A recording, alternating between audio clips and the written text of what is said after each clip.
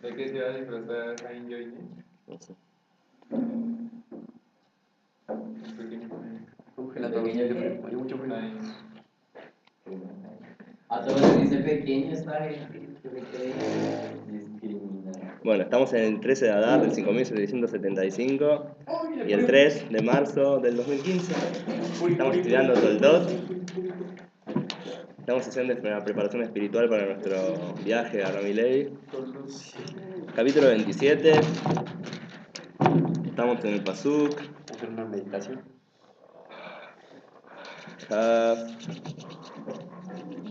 Het. Pasuk 28 del capítulo 27. 129. Hay que agregar una cosa que no dije hace poco. ¿Se acuerdan que Yitzhak, cuántos animales pidió? 2 o más. Dos. Ahora explicamos por qué pidió 2. ¿Qué día era este? Pesaj. ¿Y por qué entonces pidió 2 por Pesaj? Porque Pesaj hacen 2 korbanot. Korban de Pesaj y Korban de Hagigah. Entonces, Yitzhak se prepara para Pesaj. Pero no se supone que empiezan que es después de la salida de Egipto. Pesaj es después de la salida de Egipto. Sí, pero ya había una costumbre. Pero fue decidido. Hashem decidió que caiga el día que cayó, porque ese día era un día especial desde un principio. Yitzhak ya sintió eso en su ceder de Pesaj que estamos leyendo ahora. Y grandes personas a través de la historia sintieron eso. Como por ejemplo, ¿quién más hizo un ceder de Pesaj en la Torá? ¿Dioses? Abraham. No, otro más. Antes de. Hay una salida de Egipto en la Torá que nosotros ya la leímos. Ah, sí, Rivka y. No. Sara. Un cuento que pasa de noche, y hay macot, hay plagas, siempre pasa al pueblo, y ¿Se une como raro? ¿qué pasa con todo el mundo? Que era una plaga. ¿A quién le pasó el cuento? A Lot. A Lot. Muy bien, Sodoma y Gomorra. O sea, la primera salida de Egipto en la Torá es la de Lot. Lot está en Sodoma y Gomorra.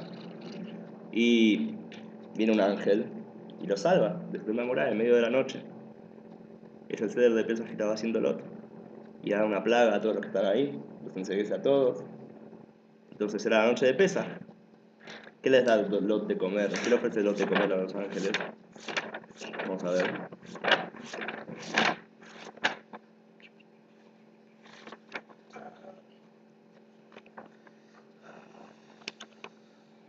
Ya no sé.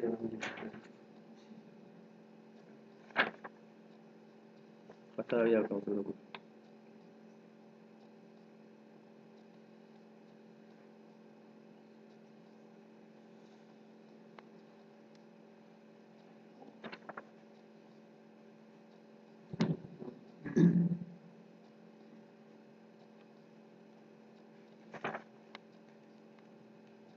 ¿Qué dice el Pasuk, capítulo 19, Pasuk Gimel, Pasuk 3, dice: Vaistar Bameo, les insistió mucho Lot a estos ángeles. Vayasur Elad, y fueron hacia él. Vayabu el Beito, se acercaron a su casa. Vayas la Mishte, y les hizo un banquete. Umatzot afah Vayogelu, y les horneó matzot y comieron. O sea que Lot también hizo un ceder de Pesaj y salió de su propio Egipto. Acá también encontramos que Yitzhak también hace un ceder de Pesaj con 2 korbanot, igual que en Pesaj. Y el cuento de Pesaj pasa en la misma fecha en la cual era apta para que pase, y no al revés. ¿Sí? Las fiestas caen en cierta fecha porque la fecha es especial. No que la fecha es especial porque en ellas caen las fiestas. ¿Se entiende? Bueno, me alegra. Pasuk Haftet, Pasuk 29 del capítulo 27 de Toldot. Estamos contando acá las bendiciones que le da Yitzhak a Jacob. Vamos a empezar por Yitzhak, como siempre. Hafter. Sí, página 129 en nuestros Humashim. Ya prueba. No, Ya prueba. no. Dale, lee, ¿no? Ya. Deja de pensar en la Miley, ya está. Acabó. Ya ves. Van a llegar, va a estar abierto, les digo que va a estar abierto. Ya prueba. Y Abduja. Ya prueba. Nunca se puede. No llegó Purim, gente, todavía. También.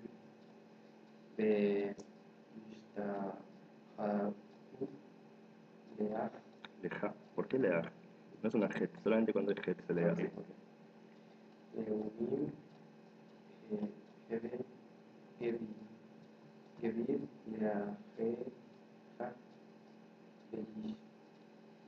Beishtahabu, Leja, Bnei. Beni, Imeja, Orareja, Arur, Marajeja, Baruch. Muy bien. Dice el Pasuk 29 en capítulo 27, así. Y Abdu Hamim, que te sirvan los pueblos. O sea, que tengas pueblos que te sirvan a ti, le dice Isaac a Jacob. Vishtahabul Ejaleumim, que se lo dicen ante ti, naciones. Vemos que Isaac está dándole bendiciones a Jacob, que son bendiciones del tipo. ¿Qué tipo de bendiciones le da? No solamente materiales, sino.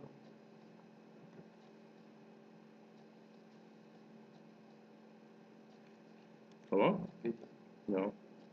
El pasuk anterior le dio bendiciones materiales, de que tenga alimento y abundancia. El segundo pasuk, ¿qué tipo de bendiciones le da?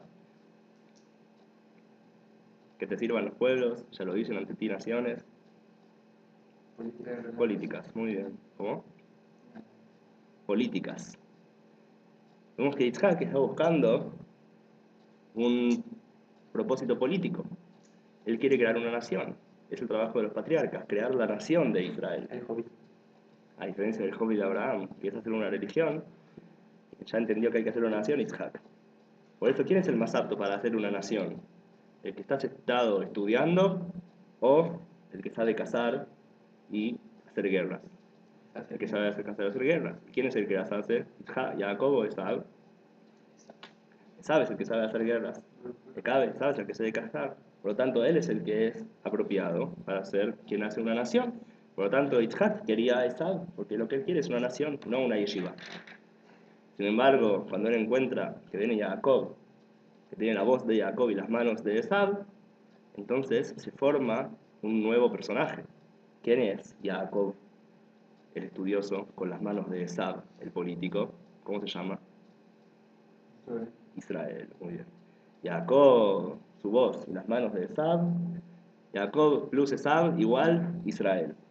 Israel es aquel que Isaac está contento de darle las bendiciones. Tiene tanto la Yeshivot como la Knesset. Sí. Las bendiciones son para Jacob. Sí.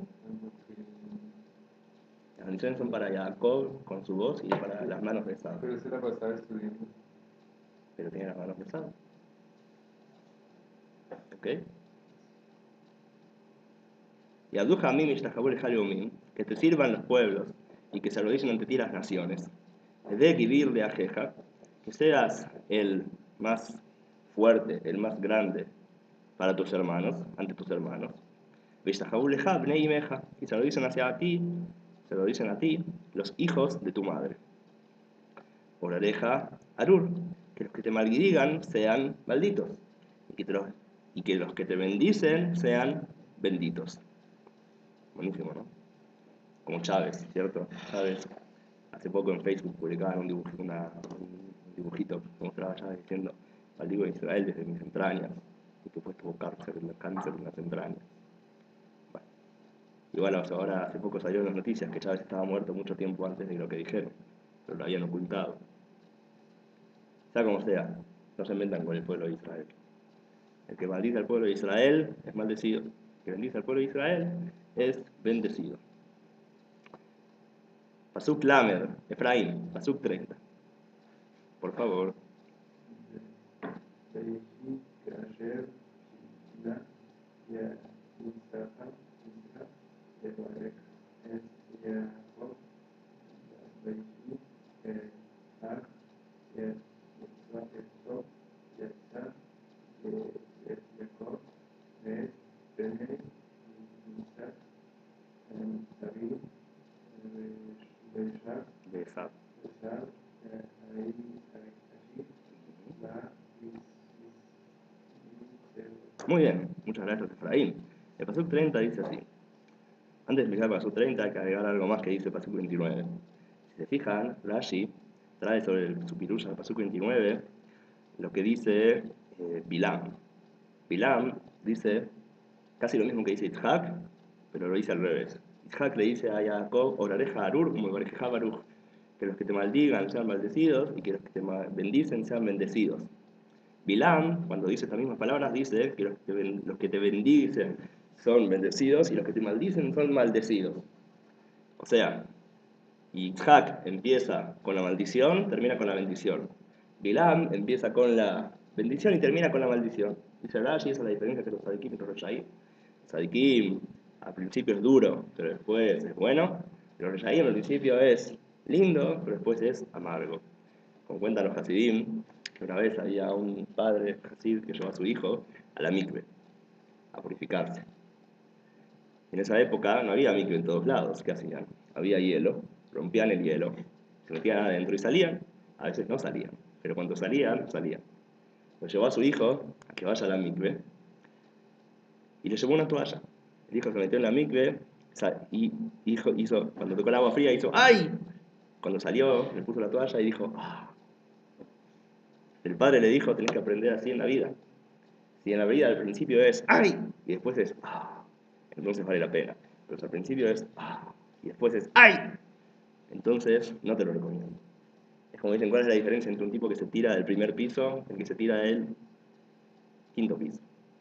El que se tira del primer piso, perdón, el que se tira del quinto piso hace ¡ah! ¡Pum! El que se tira del primer piso hace ¡pum! ¡Ah! Entonces, en la vida hay que ser el que se tira de... No sé si pega, pero me acordé del chiste, ¿no? No, está bueno, sí, sí, tienes razón. Gracias, vamos a ser felices ustedes, porque riéndose. Por lo menos alguien se ríe de mí. Conmigo, no, conmigo. Gracias. Me siento mucho más importante. Ahora también en general el Zohar dice algo parecido sobre la Kedushá y la Klipá. Dice que la Kedushá al principio parece separación, pero al final es unión. Y la Klipá al principio parece unión y después es separación. Es como acá en Israel, por ejemplo, una vez después de que mataron a Rabin, que fue el presidente de Israel, el primer ministro. ¿Se acuerdan? ¿Escucharon alguna vez? Mataron al primer ministro de Israel, mataron a Rabin, a Yitzhak Rabin. Cuando lo mataron, todo el mundo en Israel estaba echándole la culpa a los religiosos, en especial a los sionistas religiosos, porque el que lo mató había estudiado en una yeshiva. Entonces dijeron, ven, los sionistas religiosos son los que matan primero. Que quería dar tierras. Sí, también. Es el que le dio armas a los palestinos y provocó alrededor de 2000 muertes. Acordate que está grabado. Entonces lo mató a Rabin y Galamir. Sigue en la cárcel hoy en día. Teimani. Y hasta hoy en día igual hay teorías de conspiración que dicen que en realidad él no lo mató, sino que lo mató el Shin Bet, lo mató el Shabak, que es la fuerza, ¿cómo se dice? La inteligencia de Israel, la inteligencia de la policía en realidad, la inteligencia de Israel, ¿cómo se llama? El famoso grupo de inteligencia de Israel. No, ustedes no saben muy bien. El Shin Bet es la parte policíaca, la parte de inteligencia de la policía. Bueno, más allá de todas las teorías interesantes que hay sobre el tema. Cuando mataron a Rabin le dijeron que los sionistas religiosos son un peligro para el país, matan primeros ministros. Por supuesto se olvidaron de toda la gente que mandó a matar de izquierda antes y después de la creación del Estado, pero eso no vamos a hablar ahora, por eso lo pueden escuchar en avareo.com, en las clases de Asbará, busquen ahí Asbará y fíjense, la clase que se llama Las mentiras del sionismo rojo, o algo así. Muy interesante. Cuidado, no se las muestren a sus chicos porque tienen cosas un poco fuertes. Bueno, ¿qué estaba tratando de decir? Después de que pasó todo esto, caminar con kipá por Tel Aviv, les aseguro que no era muy cómodo y muy divertido. Seguro que todos los que hoy van a mirar a uno y decirle cosas no muy lindas, ¿sí? Todos estaban mal vistos, todos los religiosos, en especial los religiosos sionistas. Sí, decime, por favor, contame cuál es tu pregunta. Espero con ansia. ¿En Tel Aviv hay mayoría de izquierda? Es lo que, no sé, depende en qué zona. En el norte de Tel Aviv puede ser. Puede ser que en el norte de Tel Aviv, más que nada. En esa época igual era un poco diferente. Bueno, puedes ir a visitar igual. ¿Qué pasó entonces? Se juntaron muchos rabinos del sionismo religioso y empezaron a hablar entre ellos.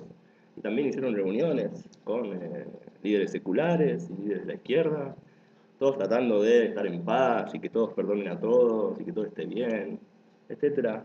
Tuvieron un trauma de culpa los sionistas religiosos durante un largo tiempo, hasta que se dieron cuenta que estaban exagerando.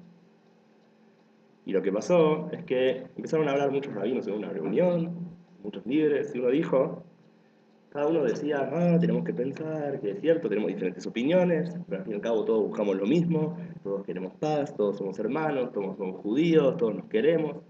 Y había un rabino ahí que es el Rav Sherky, el Major Meir, que dijo, a mí me parece que esto está mal. En vez de primero decir qué es lo que a nosotros nos une y todo lo que queremos, y al final lo que va a pasar es que todo va a estar bien hasta que llegue un momento que vamos a discutir, entonces vamos a reventarnos a piñas. Mejor primero cada uno diga lo que opina diferente del otro, y hablemos de las cosas en las que no estamos de acuerdo. Y después de que hablemos de esas cosas, vamos a también ver las cosas que nos unen. Porque si no, al final lo que pasa es que al principio hay una unión que es totalmente falsa, porque no se presta atención de verdad a las diferencias, y cuando las diferencias saltan, se forman miles de problemas. Entonces primero es mejor dejar las cosas en la mesa, que es lo que yo no pienso como vos, y a partir de ahí, lo que yo no pienso como vos, ver cómo podemos igualmente estar juntos. Lo mismo es lo que dice el Zohar sobre la diferencia entre la Kedushá y la Klipa. La Kedushá, al principio parece separación, pero esa separación hace que después se llegue a la unión. La Klipa es primero unión, parece que todos decimos todos somos iguales, pero al final lo que provoca eso es separación. Y eso es lo que pasa también hoy en día mucho, en la política. En Israel, por ejemplo, hace poco vi una entrevista, digamos, una discusión en la televisión, la vi en YouTube, de entre dos políticos israelíes, uno de derecha y otro de izquierda. Uno de derecha de Abay de Ayudi y el otro de izquierda de Meretz. Meretz es la izquierda extrema de Israel. ¿Sí? No es la izquierda normal, sino la izquierda extrema de Israel. Este tipo decía, no, perdón, no discutía con un político de Abay de Ayudi, sino discutía con un doctor, profesor en la Universidad de Barilán, que se llama Mordejai Kedar. Les recomiendo también que vean videos de él en YouTube, son muy buenos. El Mordejai Kedar es un experto en Medio Oriente. Es un experto en él es un experto en todo lo que es el mundo árabe, y él es uno de los pocos israelíes judíos que aparecen en el canal Al Jazeera.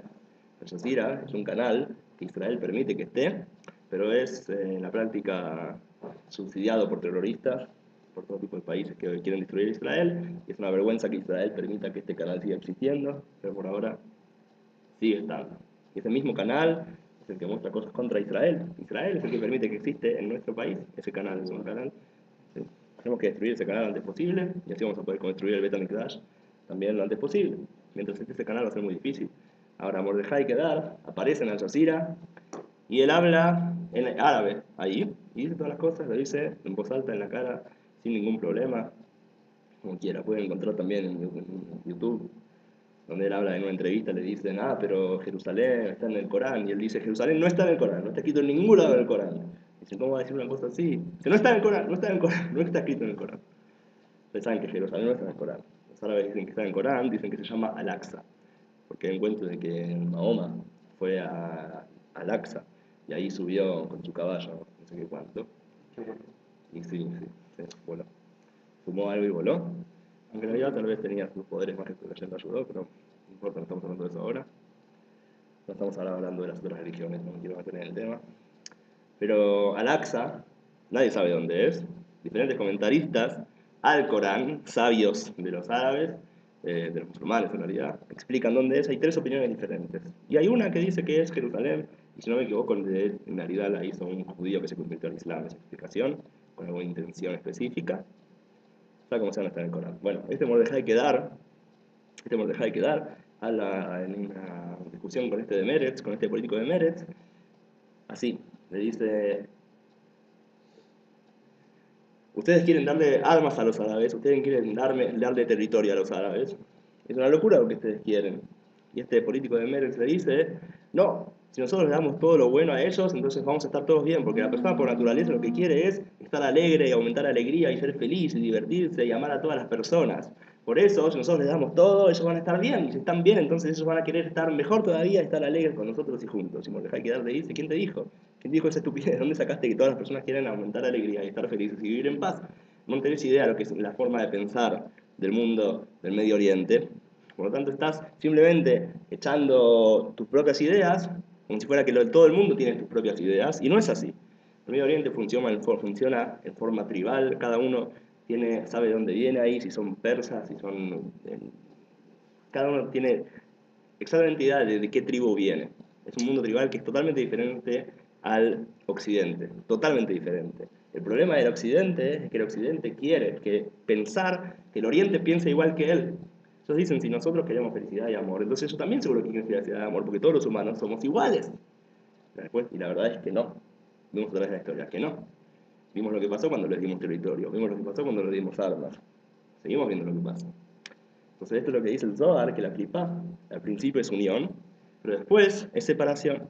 Cuando uno no le presta atención a las diferencias y a partir de las diferencias trata de unir, sino que dice todo es lo mismo, todo es igual, al final lo que pasa es la separación más grande de todas. Simplemente termina pasando muerte, como ya lo vimos a través de la historia. Esta es la diferencia entonces de la bendición de Yitzhak y la bendición de Bilam. Yitzhak es un tzadik, dice primero la maldición y de ahí se llega a la bendición, primero la separación y después la unidad. Bilam, que es un rayá, primero habla de la bendición y después de la maldición. Para él las cosas empiezan primero en unidad, y después se convierten en separación en realidad. Esa es la diferencia entre la Kedushá y la Kripa. Ahora, pasuk 30 que nos leyó Efraín, vamos a explicarlo y traducirlo. Vamos a seguir, dice así. Vayhi. Ayer, dicho sea de paso, si alguien me quiere decir que no hay que ver entonces entrevistas o cosas por el estilo de lo que pasa en la política, le voy a contestar que, bueno, ¿cómo sabemos eso? Por ejemplo, David Yehuda Cook, todos los días, antes de hacer Shaharit, leía el diario. ¿Por qué? Para saber sobre qué rezar. ¿Cómo sabes qué pedir y sobre qué rezar si no sabes lo que pasa en el mundo? Sí o sí, hay que saber lo que pasa en el mundo. El rey de Lubavitch también. Cuentan que la esposa, así escuché, no sé si es cierto, pero cuentan que la esposa leía el diario y marcaba las noticias más importantes para que él las lea y sepa qué es lo que pasa en el mundo. Hay que saber sí o sí lo que pasa en el mundo. Por eso tefilá, igual dicen que las tefilot de Rav Yehuda Cook nunca se cumplían. ¿Por qué? Porque él leía un diario que se llamaba Sofé, me parece. Y ese diario, decían sobre otro diario, el diario Ma'ariv, decían que el diario Ma'ariv tiene profecía y sabe lo que va a decir el diario Sofé dentro de 2 días. O sea que el diario Sofé siempre decía las noticias 2 días tarde. Decían que Ma'ariv tenía profecía sobre lo que va a decir Sofé, lo que aparecía 2 días antes en Ma'ariv es lo que va a aparecer en Sofé. Entonces, como la había escrito Cook, leía el diario Sofé y las noticias ya pasaron hace 2 días, entonces él rezaba sobre lo que leyó hoy, pero ya pasó. Entonces sus rezos nunca se cumplían en la práctica. Así que, ¿qué hay que hacer? Leer diarios actuales. No de izquierda, como Aretz, por ejemplo. A menos que quieras saber lo que piensa la izquierda, que también es importante para saber qué contestarle al Epicuro. Bueno, sigamos adelante. El chiste que estoy diciendo, más o menos. Dice el pasuk 30 así: Vayhika ayer killah, Yitzhak, levarejet Yaakov. Y fue entonces. ¿Hay papel acá? Sí. Y fue cuando terminó Yitzhak de bendecir a Jacob. Vayhi ach yatzo yatza. Y entonces salió. O sea, salió. Jacob me'et pnei Yitzhak aviv. Jacob de el rostro de Yitzhak su padre se fue de la carpa y Jacob de Esab Ahiv ma mitzeido. Y Esab su hermano viene de la casa. Venía de terminar de casar. Pasuk Lamedalef, Gershon, agarraste el Jumash especialmente, no te pierdas la oportunidad. Nosotros vamos a escuchar tu voz. Gershon. Gershon. Vamos. Dale, Pasuk Lamedalef. Tú puedes, Rocky. Vayardaku, Matarim, Vayadef, Yavi, Vayamet, Yavi, Yakum, Abi, Veyojal, Mitzay, Benor, Babur, Tebarahani, Nafshe. Muy bien. Papam, pam, papam, pam. Dice Pasuk 31 así. Gracias, Gershon. Vayas Gamu Matramim. También había hecho él manjares. ¿Quién? Esab. Vaya vele Aviv. Y se los trajo a su padre. Vayomar de Aviv y le dijo a su padre: Yakum Aviv, que se levante mi padre. Veyojal, Mitzeid Beno. y que coma de lo que le casó su hijo. Ba'aburte barajani nafsheja, para que me bendiga tu alma.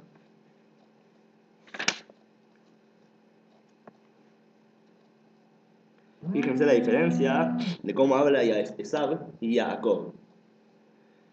¿Cómo dice Esab? Dice: Yakum Abi, que se levante mi padre, Beyohar Michel Benor, que coma de la casa de su hijo, Baburte Barajani Nafsheja, para que me bendiga tu alma. ¿Cómo dice Jacob? Jacob en el pasaje 19, vamos para atrás, dice así: Kumna, por favor, levántate. Llevá, sentate. Beajlami Tzeidi, Baburte Barajani Nafsheja, y come de mi casa para que tu alma me bendiga. Esab dice: Yakum Abi, que se levante mi padre. Jacob dice: Kumna, por favor, levántate. Jacob respeta a su padre, habla bien, a diferencia de Esab, que es salvaje. ¿Y ahora qué pasará en este momento tan interesante? Pasuk Lamedbet, por favor, Eliau, leemos el Pasuk 32, que es el corazón. ויאמר יצחק אביו מעתה ויאמר אני בנך בכורך De Jorejá. בכורך. Sí. Eso. Muy bien, dice Pasuk 32, Vayomer de Yitzhak Aviv, le dijo a él, Yitzhak su padre, Miata, ¿quién sos? ¿Quién eres tú? Vayomer, y dijo, o sea, contestó Esab, Ani binja bejorja Esab, yo soy tu hijo, tu primogénito Esab. Pasuk Lamed Gimel, Yitzhak, Pasuk 33. Dat Yitzhak Sí, te tocaron pesukim largos hoy. al Od Vayomer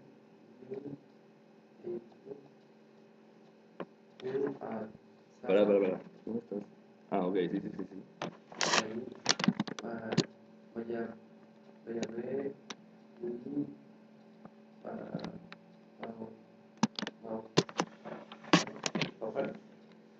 Sí.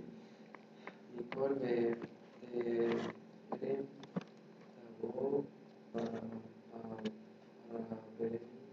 Tabo Barajevo. Baruch. Así. No. Jay. No. Y ¿Cómo? ¿Cómo? No te escucho. Iye. Ok, Iye.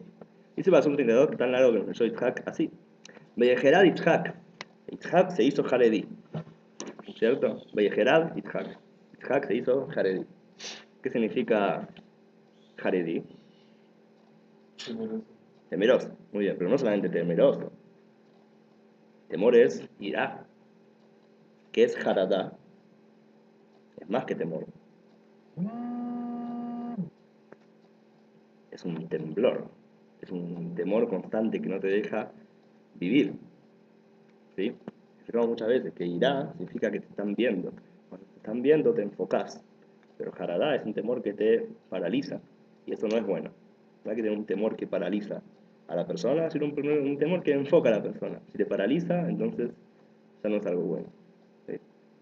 Hay gente, por ejemplo, que cree que si él no tiene ningún deseo sexual, por ejemplo, si no tiene ningún instinto, ningún deseo de tipo sexual, es un tzadik muy grande.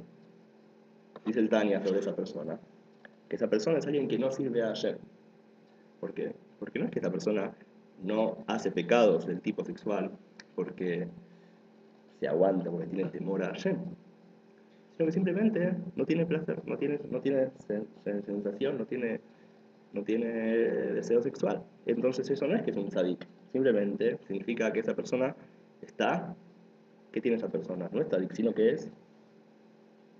¿Qué es esa persona? No.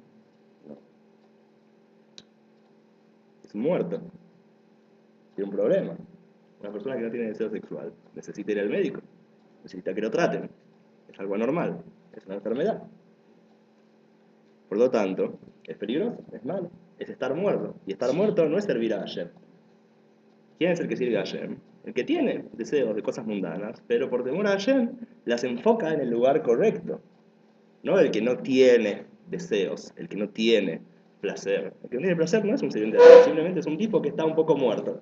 Y esto es un problema muy grande. La gente en general se confunde y cree que el estar muerto es algo espiritual, y no es espiritual, es estar muerto. Y el estar muerto no es espiritual, el estar muerto es impureza. ¿De dónde viene la impureza? La impureza viene siempre que no hay vida. Donde cualquier lugar que había vida y la vida se fue, ese lugar es impuro.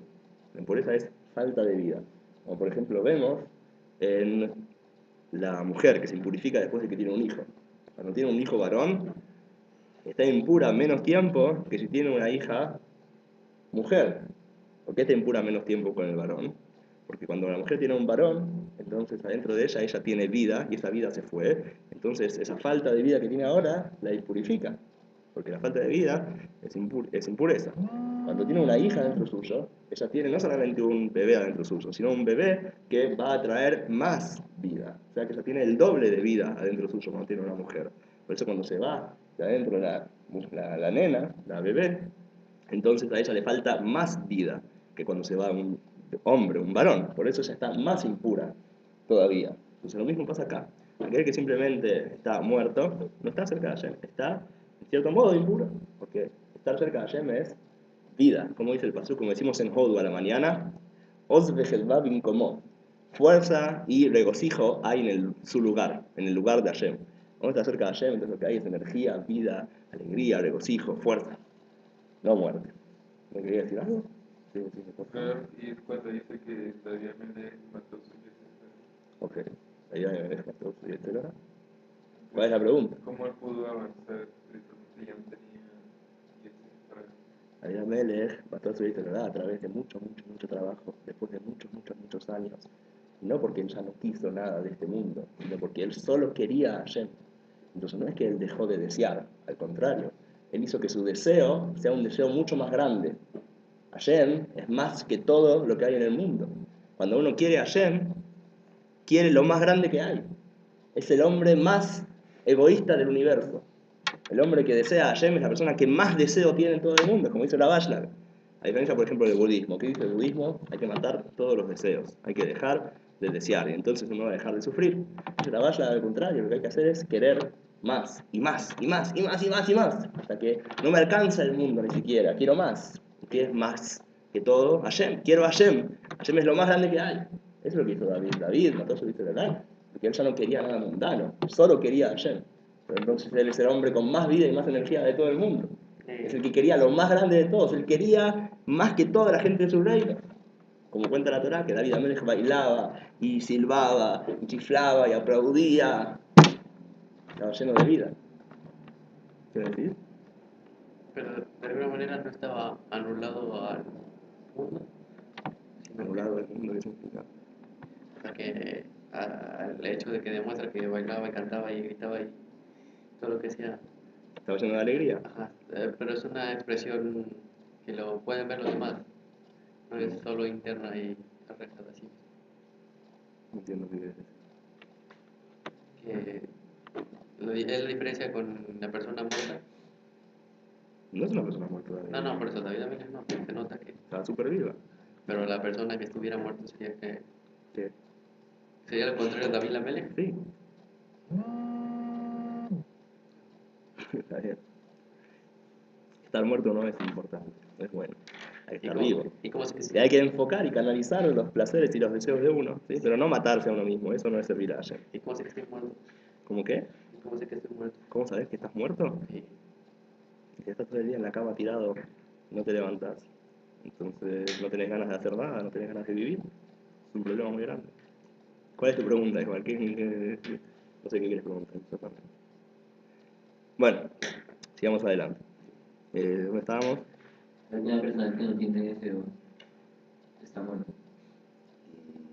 En cierta medida. Hay personas así. Hay personas que sí, hay gente que no es muy caliente por naturaleza. No me interesa nada. No tiene ningún deseo. Me estás preguntando si hay gente que no tiene deseo de nada. Y es raro, si una persona no tiene deseo de nada, está enferma. Es un problema. Una persona que no tiene deseo de nada se va a suicidar probablemente una persona así, ¿no? Depresión, por ejemplo. No sé qué me estás diciendo, ¿está bien lo que te estoy diciendo? Me mirás como si fuera que hice algo mal. ¿Qué me querés preguntar, Gerson? ¿Una persona sin deseo si existe? No, que si una persona sin deseo sexual está muerta. Simbólicamente, no está muerta, está viva, la Sí, podés sí. tocar y te va a contestar si le preguntas algo. Pero en cierto modo le falta algo de su alma. La gente que no tiene deseo sexual tiene que ir al médico para que lo traten. ¿Por qué te reís? Es un hecho, no estoy diciendo algo espiritual, estoy diciendo un hecho. La gente va al médico, de hecho, para que lo traten cuando tiene esos problemas. ¿Sí? No es algo normal, no es algo bueno. Hay que enfocarlo en el lugar correcto, nada más. Estar cerca de Hashem es estar vivo. Entonces Yitzhak acá no tuvo temor, sino que se quedó paralizado. Se quedó sin poder moverse del temor que sintió cuando entró Esau y le dijo que era Esau. Sintió mucho temor que lo paralizó. Estamos diciendo entonces que no tenemos que tener un temor que paralice, sino un temor que enfoque. El Rav Kook también muchas veces habla del estudio de la Torá, la importancia de que el temor no sea demasiado grande, sino que esté en medida. Por ejemplo, dice el Rav Kook, ya lo dijimos muchas veces esto, que cuando el temor a Hashem es más fuerte que la ética de la persona natural, entonces es un temor a Hashem impuro. No es un buen temor a Hashem. Si vos por tanto temor a Hashem, entonces no contestás cuando te hacen una pregunta, si estás estudiando, por ejemplo, entonces es un problema. O también dice la Cook que en general nosotros gracias al Rambam tenemos mucho miedo de darle formas a Hashem, de materializar a Hashem. El Rambam es muy fuerte en el tema de que Hashem no tiene forma, no tiene cuerpo, no tiene límites, no tiene nada. O sea, es trascendente. Y aquel que cree que Hashem tiene forma o algo así, entonces es un gran problema. Sin embargo, todos los libros de Kabbalah, la Torah misma, se la pasa diciendo que Hashem tiene todo tipo de cosas, ¿cierto? Hashem huele, Hashem se pone contento, la mano de Hashem, el dedo de Hashem, la parte de atrás de Hashem, ¿cierto? Todo tipo de expresiones de ese tipo. El Rambam dice que no pienses que tiene forma. Pero la Kabbalah se la pasa, la idea, la Kabbalah se la pasa hablando de esos temas.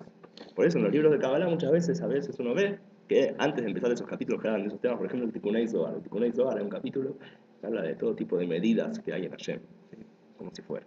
Dice Hasse Shalom que la persona que estudie este capítulo piense que de verdad esto es medidas físicas, sino que son todos conceptos espirituales y abstractos, y Hashem no tiene nada de esas cosas, y es mucho problema, y por eso también es uno de los motivos que se prohibió estudiar los libros del Arizal, porque la gente va a empezar a creer que el Arizal dice que Hashem tiene forma, y Hashem se limitó a sí mismo en un círculo, y él proyectó de sí una línea, y hizo círculos, y pelotas, y esferas, y adentro líneas. Entonces uno va a decir, Hashem entonces tiene forma de círculos, y vacío, y lleno, y líneas, y no sé qué. Por eso Rav Ashlag, entre otros, él escribió su comentario a los libros del Arizal y de la Kabbalah, para que cada uno pueda estudiarlos con su comentario y no caiga en pensar que Hashem tiene forma. Si uno los estudia a través de las explicaciones de la Ashlag, no cae en materializar a Hashem. Por eso la Ashlag escribió sus comentarios para estudiar la Kabbalah del Arizal sin creer que Hashem es material. O sea, él te explica directamente cómo esto es te explica de qué es ejemplo. O sea, cómo esto que dice el Arizal es un ejemplo para algo espiritual, abstracto. Si uno lo lee sin la explicación de la Ashlag, puede llegar a pensar que es algo físico. Pero la Ashlag nos cuida de eso. O como el Baal Shem Tov también dijo que hay que cuidarse mucho de no materializar las ideas del Arizal. Por eso también en Hasidut se saca la materialización de Hashem, ¿sí? No sé si explica todo como lo de la Kabbalah, no es nada literal, sino que son todos ejemplos para entender otras cosas. Y no solamente eso, sino que se hace un esfuerzo mayor. En Hasidut, por ejemplo, en el Tanya, Hasidut Chabad, se hace un doble esfuerzo. Ustedes ven en el Tanya, ustedes van a ver que el Atreo, el Abishai Musalmán del Yadí, al principio, dice que Hashem es uno con su sabiduría. Lo hablábamos hace poco este concepto. Que él no son dos cosas con su sabiduría. Entonces lo que está tratando de decir ahí, el Abishai Musalmán del Yadí, es que no pienses que Hashem y la sabiduría de él, que Hashem tiene cuerpo. Entonces uno puede pensar, bueno, entonces comparo a Hashem con mi alma. En Hasidut se habla mucho de ejemplos del alma, ejemplos psicológicos para entender la Sefirot. Dice el señor Musalmán del Yadí, tampoco tenés que pensar que Hashem es un alma, una idea psicológica, un ser con pensamientos como los nuestros, sino que Hashem y su sabiduría es una. El alma de la persona es una cosa que tiene 10 fuerzas, pero Hashem hizo las sefirot, son uno, no son dos cosas. O sea, incluso hay que desmaterializar la espiritualización de Hashem. Entonces hacemos que Hashem es totalmente por encima de nuestra comprensión y no lo materializamos. Ahora, ¿qué problema hay? Dice la Kuk que este temor a materializar a Hashem a veces es peligroso también. ¿Por qué? Porque uno al final no puede estudiar nada, no logra estudiar nada, y no se anima a imaginarse los conceptos que están explicados, y termina sin poder entender, porque hace falta usar la imaginación al fin y al cabo, para entender las ideas de la Kabbalah, del Arizal y del Hasidut. Entonces, ¿qué hay que hacer? Dice Rav Kook. Hay que tener miedo de no materializar a Hashem, pero tampoco dejar que ese miedo sea algo exagerado, a tal punto de que no puedas terminar estudiando ni imaginándote nada, sino que podés imaginarte las cosas, y mientras tanto tenés que saber que no es esto literal, pero usás el ejemplo para poder entender un concepto más abstracto. ¿Sí? Cuando uno tiene miedo que es exagerado, también es malo. ¿Sí? Hay que tener un miedo balanceado. Sí, ya sabes. Ya la respuesta fue dada. Entonces, después de que Yitzhak se hizo Haredi, ¿qué pasó? Dice así: Vejerá de Yitzhak, y tembló de temor Yitzhak, Haradá quedó la, un gran temblor, un gran temor. Ad meod, muy grande. O sea que tuvo muchísimo miedo. ¿Qué dicen nuestros sabios? ¿Qué pasó? ¿Por qué tuvo tanto miedo Yitzhak? Explicación literal, primero que nada, Tenía miedo de... pues se dio cuenta de lo que pasó. ¿Sí? Ahora, ¿qué le decías? ¿Tenía miedo de qué? ¿De qué tuvo miedo Yitzhak en este momento? Pueden usar la explicación de los sabios. ¿Qué dicen los sabios? de que no le dio la veraja a eso. Sí, pero ¿cuál fue el miedo? Eso es un hecho. ¿Y el miedo de Yitzhak por qué fue? Que haya robado la veraja de su ¿Y por qué tuvo miedo? ¿Por qué va a estar en el futuro? Ok, puede ser que supo que iba a pasar en el futuro. ¿A qué te referís? Porque ¿A la caída de las Torres Gemelas? ¿A qué futuro? ¿A cuál parte del futuro? ¿A qué te referís? porque ¿A las guerras que Esab va a tratar de matar a Jacob? ¿Vos creés que sí? Vamos a celebrar la tercera guerra mundial. Ok, entonces es una explicación. Tuvo miedo de lo que va a pasar en el futuro, es cierto. Segundo, porque las verajot iban a hacer que gobernaran sobre su descendencia. no sé por qué, eso le tiene que dar miedo. ¿A qué? ¿A dónde? Ah, ok. Los sabios que dicen que cuando entró Esab, Yitzhak vio el Gehenom, el infierno abierto frente a él. Ahora no había pensado que es porque Esab se va al infierno, pero así se nos sabe que vio el infierno. Ahora, él vio el infierno con Esab. ¿Se acuerdan que habíamos dicho lo mismo que con Jacob, que Yitzhak es alguien absoluto? Él ve todo hasta el final. Lo mismo acá, cuando él ve a Esab, ve el infierno que se abre enfrente de él. Se da cuenta que Esab lleva al infierno alrededor suyo y que Yitzhak ve el infierno enfrente suyo. Ahora, ¿de qué tiene miedo? Ahora en un sentido más literal, Yitzhak con Esab. Puede ser que tenga miedo de que Esab quiera matar a Jacob, o también puede ser que tenga miedo Yitzhak de que Esab lo mate a él. Yitzhak, cuando se da cuenta de quién es Esab, se da cuenta que él es el Gehenom, o que lo lleva con el Gehenom. Tal vez le dio miedo incluso de él morir. Tal vez él sintió miedo porque sintió que tal vez Esab ahora me mate a mí, porque le di las bendiciones a Jacob. ¿Pensaron en eso? Ah, y por eso fue que lo bendijo. ¿Qué? Por eso fue que lo bendijo también. Por miedo, vos decís. Puede ser, no lo había pensado, puede ser también.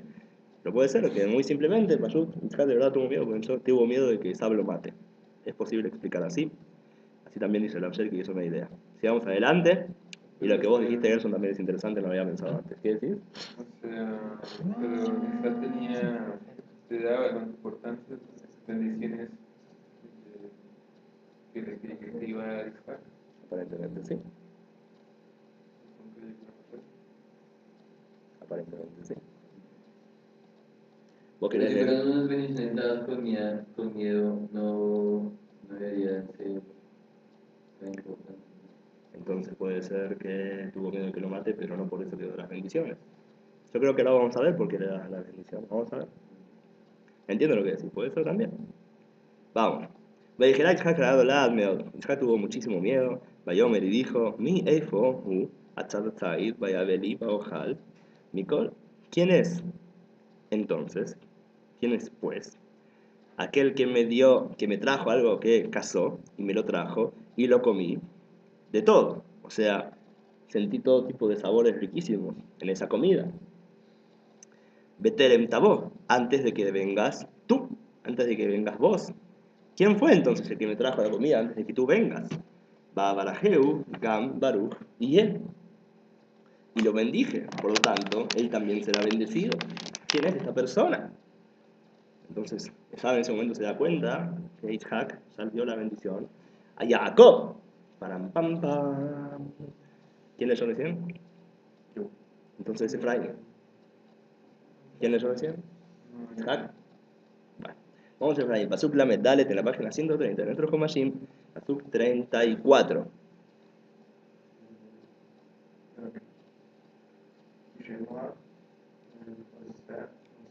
Esaú.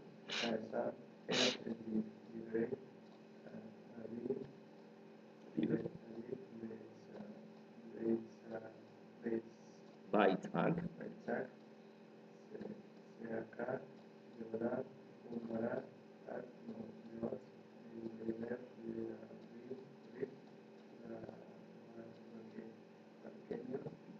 Barajeni.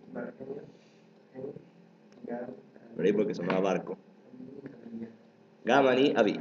Muy bien, muchas gracias. Pasuk 34 que acaba de leer Efraín dice así: Kishmoa Esab et dibre Aviv, cuando escuchó Esab las palabras de su padre, Baitzak Tzeaka Gedolá Umara Ad Meot.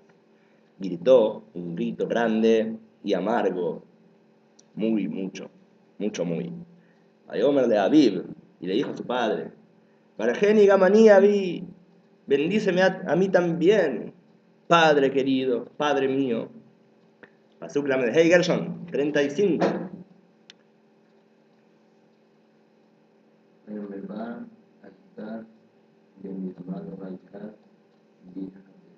Y dijo Yitzhak, muchas gracias, así, Vayomer, y dijo Yitzhak, va hija bemirma, vaikaji berkateja, vino tu hermano engañándome, en engaño, vaikaji berkateja, y agarró tu bendición.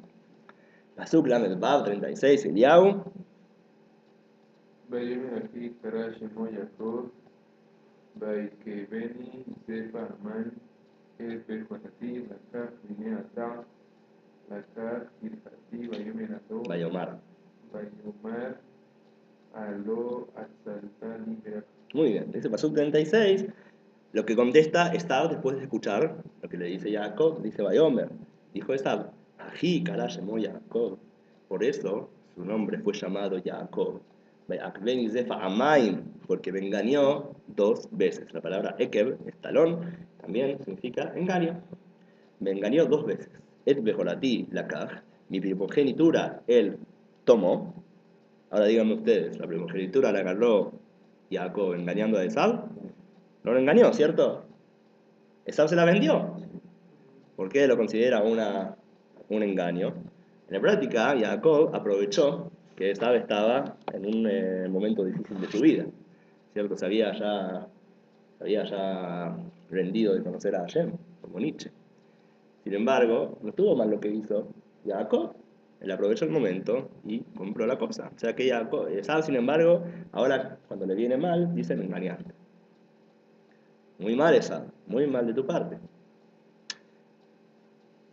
Bueno, por ejemplo, me hace acordar a la creación del Estado de Israel.